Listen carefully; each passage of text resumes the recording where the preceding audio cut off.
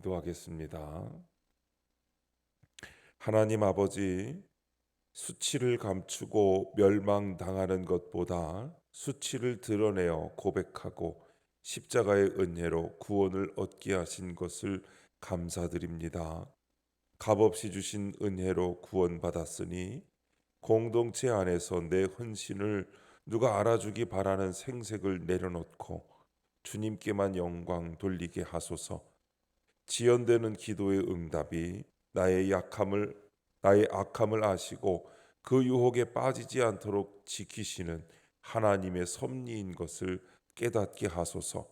오늘도 말씀하옵소서. 듣겠습니다. 예수님의 이름으로 기도합니다. 아멘. 성경 말씀 예레미야 17장 12절부터 18절까지 말씀입니다.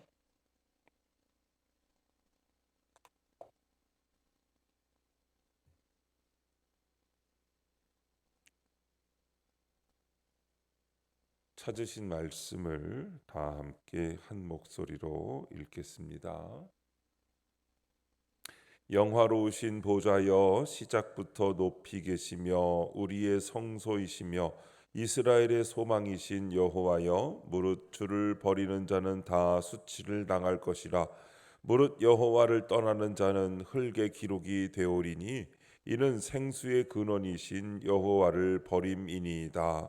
여호와여, 주는 나의 찬송이시오니 나를 고치소서. 그리하시면 내가 낫겠나이다. 나를 구원하소서. 그리하시면 내가 구원을 얻으리이다. 보라, 그들이 내게 이르기를 여호와의 말씀이 어디 있느냐, 이제 임하게 할지어다 하나이다.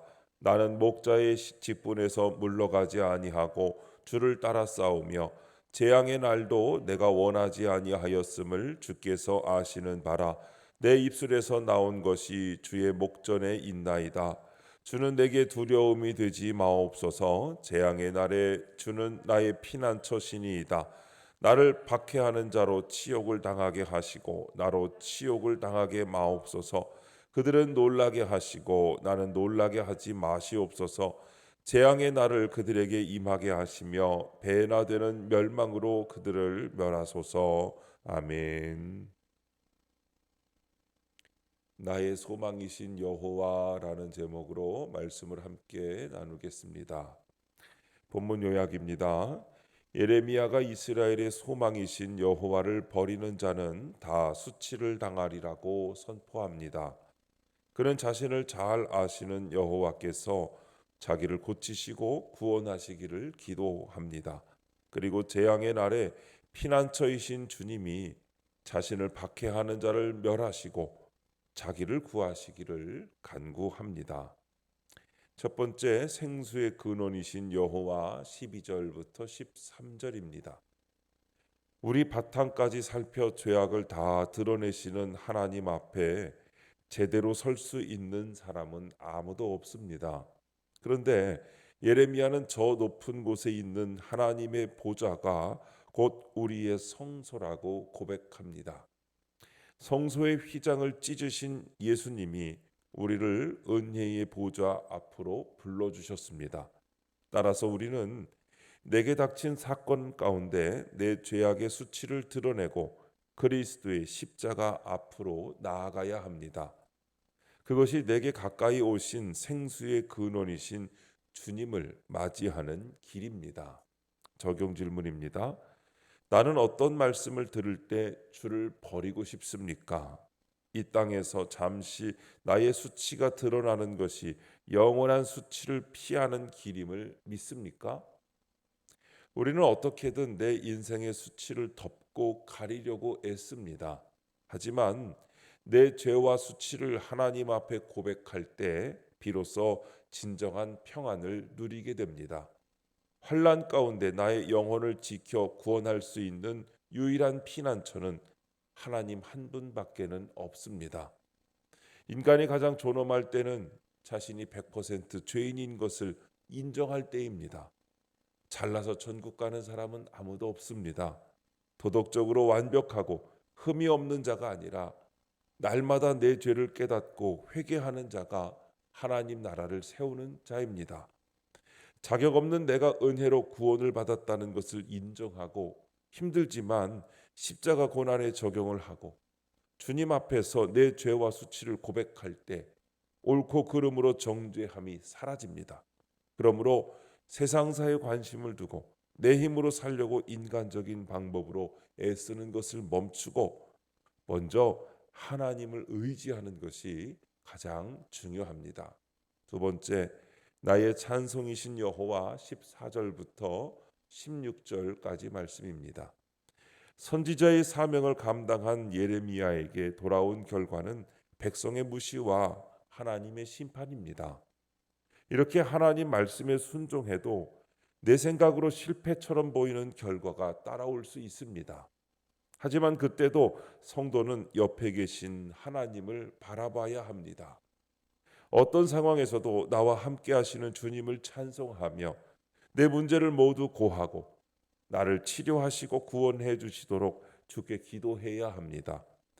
내 삶의 소망은 좋은 환경에 있지 않고 어떤 환경에서도 나와 동행하시는 주께 있습니다. 적용 질문입니다.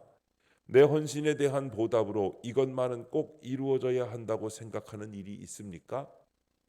주께 전적으로 맡겨야 하는 나의 연약함은 무엇입니까? 우리는 내 힘과 노력으로 얻었다고 생각하면 누가 알아주기를 바라고 생색을 내고 싶어하고 더 받고 싶어합니다. 그렇게 헌신의 공로가 우상이 되어버리고 맙니다. 우리는 교회 안에서도 늘 공로와 보답을 찾습니다. 그러나 모든 공로는 하나님께 돌려야 한다는 것을 여러분 잊지 마셔야 합니다.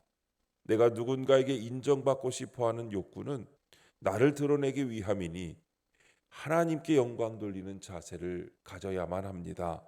예수님은 우리를 고아와 같이 버려두지 않으시고 성령님을 보내주셨습니다.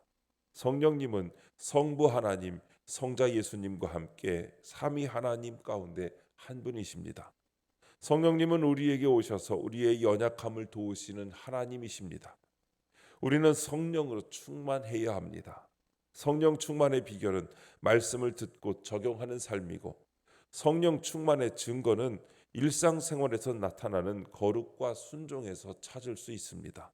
주님이 아닌 다른 것으로 채워진 것을 비우고 주님의 말씀으로 내 안을 채우고 주님께 전적으로 나의 연약함을 맡기는 적용을 하시기 바랍니다. 세 번째, 나의 피난처이신 여호와 17절부터 18절 말씀입니다. 예레미야가 자신을 박해하는 자로 치욕을 당하게 해달라고 주께 탄원합니다. 그러나 이 요구에 하나님은 응답하지 않으시고 선지자로서 그가 전할 말씀을 주십니다.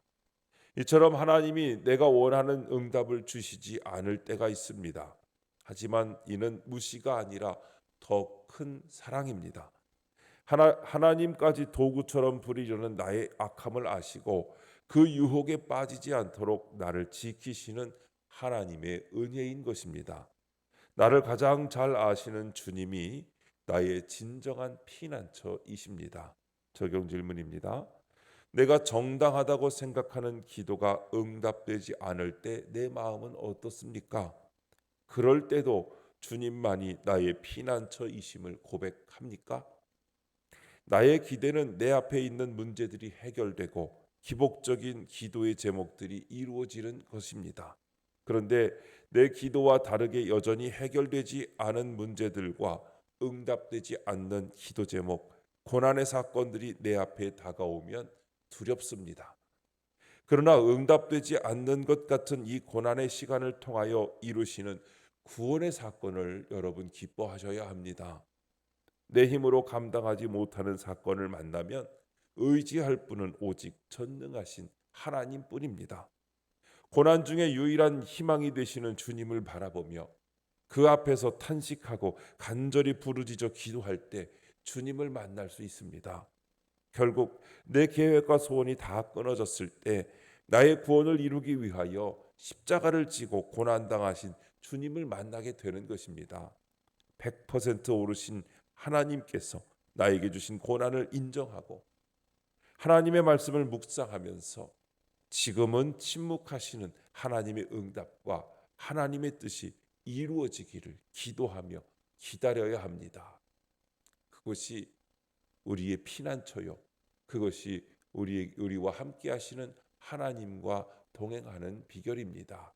오늘도 하나님과 함께 말씀을 묵상하면서 말씀 따라 순종하며 내 죄를 보고 회개함으로 하나님과 함께 동행하며 기쁨으로 살아가는 복된 날 되시기를 주님의 이름으로 축원합니다.